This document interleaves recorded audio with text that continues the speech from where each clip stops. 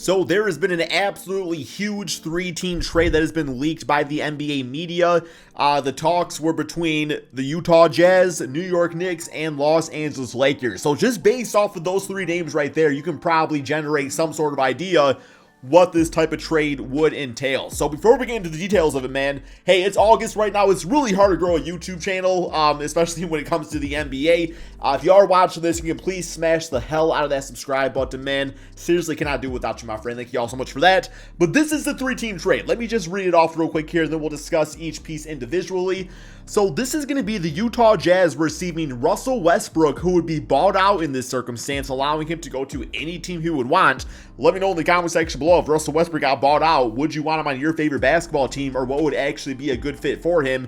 The Jazz would also get draft compensation out of it because they are taking out Russell Westbrook's, 1 year, pretty large contract at like $45 million. The Knicks would be receiving Donovan Mitchell. So we do know that simply trade away Donovan Mitchell and everything like that, as far as the Knicks are concerned, or trading for him would require, a lot of draft pick compensation for the Utah Jazz.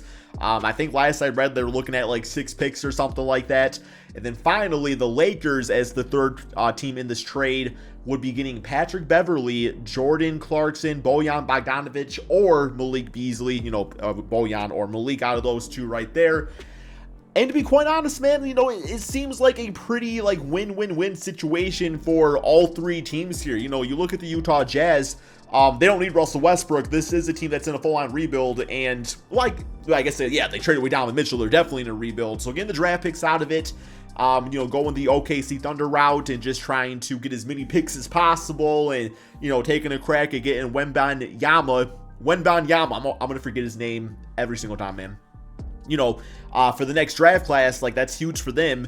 Knicks get their guy in Donovan Mitchell. In this case, they're not giving up any players. They're just simply giving up draft picks. But I think they would also have to give a few players to make salaries work and everything along those lines. But then you have the Lakers in this, because a lot of people are looking at how can they trade away Russell Westbrook and get some sort of star like Kyrie Irving back in return.